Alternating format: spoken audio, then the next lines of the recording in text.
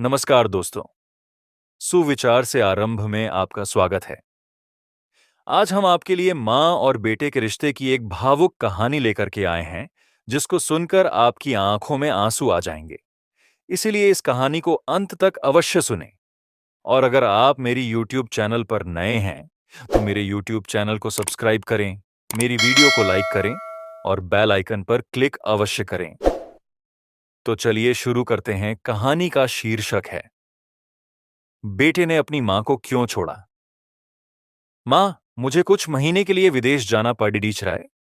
तेरे रहने का इंतजाम मैंने करा दिया है। तकरीबन 33 साल के अविवाहित डॉक्टर दीपक ने देर रात घर में घुसते ही कहा, बेटा, तेरा लंदन जाना जरूरी है क्या? माँ की आवाज में चिंता और घबराहट झलक रही थी। माँ, मुझे लंदन जाकर कुछ रिसर्च करनी है। वैसे भी कुछ ही महीनों की तो बात है, दीपक ने कहा। जैसी तेरी इच्छा, मरी सी आवाज में मां बोली और चोट आया। दीपक अपनी मां पुष्पा देवी को पढ़ोस वाले शहर में स्थित एक वृद्धा आश्रम में वृद्धाश्रम में आने पर शुरू शुरू में हर बुजुर्ग के चेहरे पर जिंदगी के प्रति हताशा और निराशा साफ झलकती थी। पर पुष्पा देवी के चेहरे पर वृद्धाश्रम में आने के बावजूद कोई शिकन तक न थी। एक दिन आश्रम में बैठे कुछ बुजुर्ग आपस में बात कर रहे थे। उनमें 2-3 महिलाएं भी थीं। उनमें से एक ने कहा, डॉक्टर का कोई सगा संबंधी नहीं था जो अपनी मां को यहां छोड़ गया। वहां बैठी एक महिला बोली, पुष्पा देवी के पति की मौत 33 साल की उम्र में ही हो गई थी। तब दीपक कुल 4 साल का था। पति की मौत के बाद पुष्पा देवी और उसके बेटे को रहने और खाने के लाले पडीडीएच गए। किसी भी रिश्तेदार ने उनकी मदद नहीं की। पुष्पा देवी ने लोगों के घर काम कर अपने बेटे को पढ़ाया। बेटा भी पढ़ने में बहुत तेज था, तभी तो वो डॉक्टर बन सका। वृद्धाश्रम में करीब 6 महीने गुजर जाने के बाद एक दिन पुष्पा देवी ने आश्रम के संचालक भवानी प्रसाद अग्रवाल जी के ऑफिस के फोन से अपने बेटे के मोबाइल नंबर पर फोन किया और कहा, दीपक, तुम हिंदुस्तान आ गए हो या अभी लंदन में ही हो? मां, अभी तो मैं लंदन में ही हूं, दीपक का जवाब था। 3-3, 4-4 महीने के अंतराल पर पुष्पा देवी दीपक को फोन करती, उसका एक ही जवाब होता, मैं अभी वहीं हूं, जैसे ही अपने देश आऊंगा तुझे बता दूंगा। इस प्रकार तकरीबन 2.5 साल गुजर गए।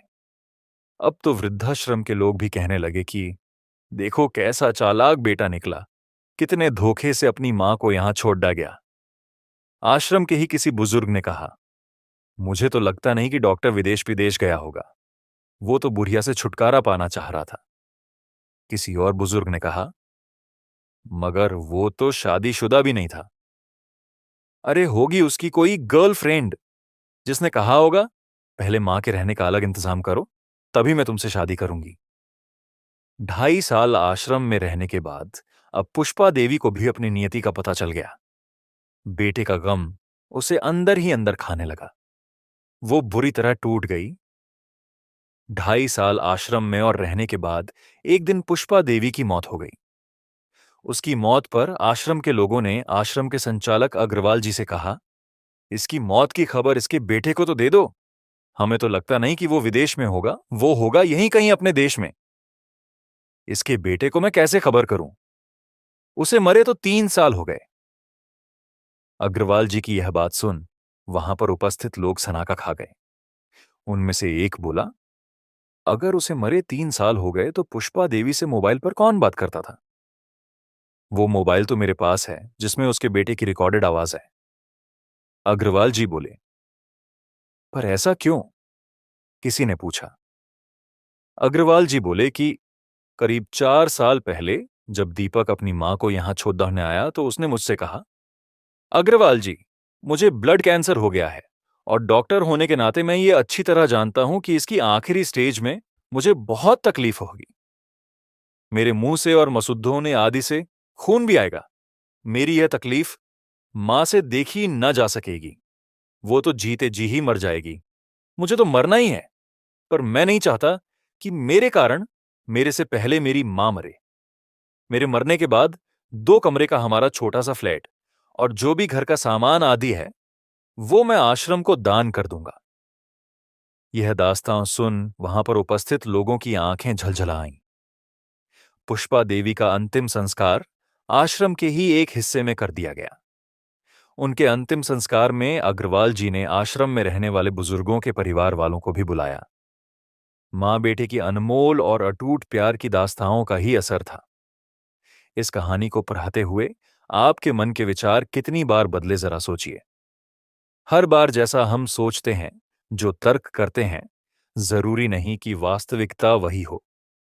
आप चाहे किसी भी समाज से हो, अगर आप अपने समाज के किसी उभरते हुए व्यक्तित्व से जलते हो या उसकी निंदा करते हो, तो आप निश्चित रूप से उस समाज के लिए कलंक हो। मेरी आशा है आपको यह कहानी अच्छी लगी होगी। ऐसे ही अन्य कहानियों के लिए मेरे चैनल से जुड़े रहे। धन्यवाद।